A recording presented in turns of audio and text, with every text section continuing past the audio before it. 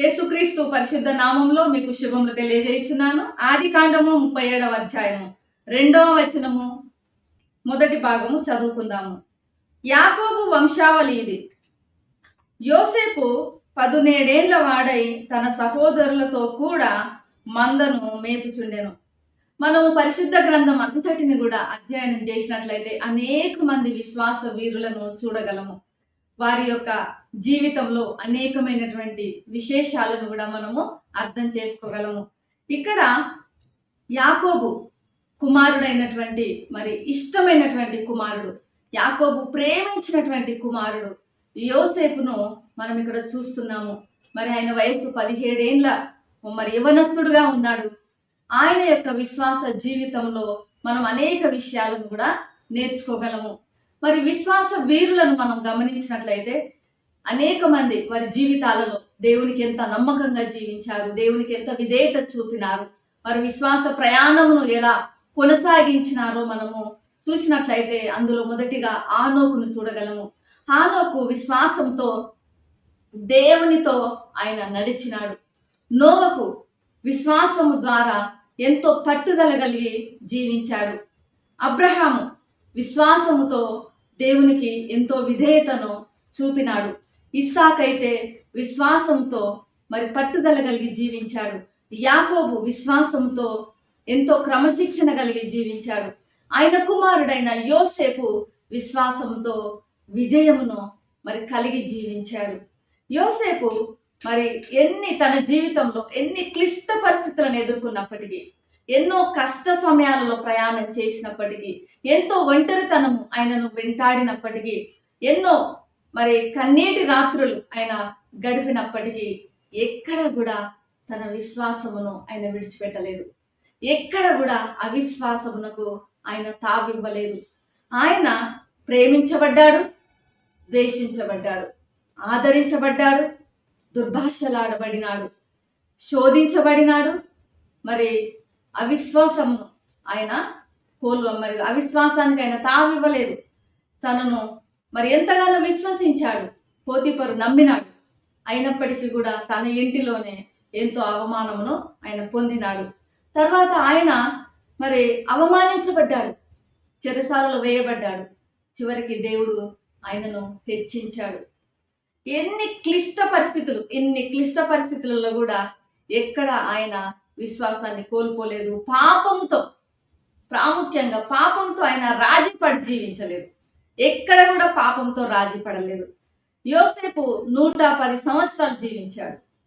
ఆ 110 సంవత్సరాలలో కూడా దేవునికి ఎంతో విశ్వాసంతో, ఎంతో విధేయత కలిగి జీవించాడు.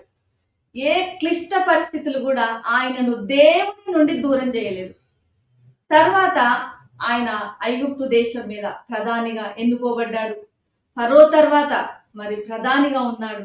ఆస్తి వచ్చింది, ఐశ్వర్యం వచ్చింది, హోదా వచ్చింది, అధికారం వచ్చింది.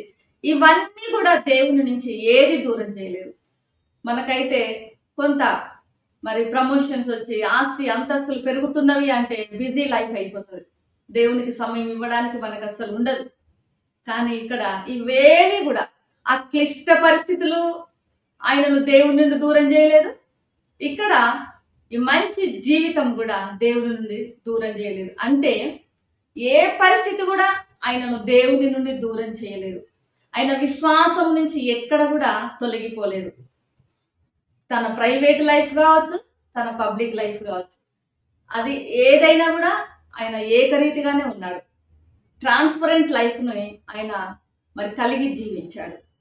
మరి మన జీవితాలలో కూడా గమనించినట్లయితే మన కొరకు యేసు ప్రభువుల వారు అనేకమైనటువంటి హింసలు పొందినాడు, అనేకమైనటువంటి అవమానాలను సహించాడు, అనేకమైన వ్యతిరేకతలను ఎదుర్కొన్నాడు, క్లిష్ట పరిస్థితుల గుండా వెళ్ళినాడు. ఎందుకంటే ఆయన మనల్ని ప్రేమించాడు. అన్ని క్లిష్ట పరిస్థితుల గుండా వెళ్ళినప్పటికీ, అంత అవమానము, హింసను ఆయన ఎదుర్కొంటున్నప్పటికీ కూడా ఎక్కడ ఆయన తండ్రి తనకు అప్పగించినటువంటి ఆ రక్షణ కార్యమును విడిచిపెట్టుటకు ఆయన మరి వెనుకంజ వేయలేదు. ఎన్ని వ్యతిరేకతల మధ్యలో ఆయన ముందుకే సాగాడు. తండ్రి తనకు అప్పగించిన రక్షణ కార్యమును జయవంతంగా లేదా జయకరంగా విజయవంతంగా శిలువపై ముగించాడు. మన కొరకు మరణించాడు, సమాధి చేయబడినాడు, తిరిగి లేచినాడు. తన రక్షణ కార్యము తండ్రి అయిన దేవుడు ఏదైతే అప్పగించాడో దానిని విజయవంతంగా ముగించాడు. సమాధిని గెలిచిన విజయ వీరుడుగా ఆయన చరిత్రలో నిలిచిపోయినాడు.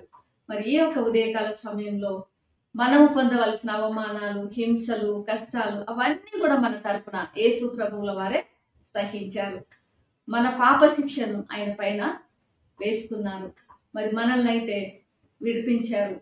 మనం ఇప్పుడు ఉచితమైన రక్షణను పొందుకొని ఉన్నాము. ఇంకా మీలో ఎవరైనా ఈ రక్షణను పొందుకొని పరిస్థితులలో ఉన్నట్లయితే ఇదే రక్షణ దినము, అనుకూల సమయము. యేసు ప్రభువుల వారు మనందరి కొరకు సిలువలో మరణించి మరి తిరిగి లేచినారు. ఆ రక్షణను మనము మన హృదయాలలో స్వీకరించుదాము. ప్రేమ నమ్మకం కలిగిన పరలోకపు తండ్రి, పరిశుద్ధుడానికి వందనాలు చెల్లిస్తున్నాము.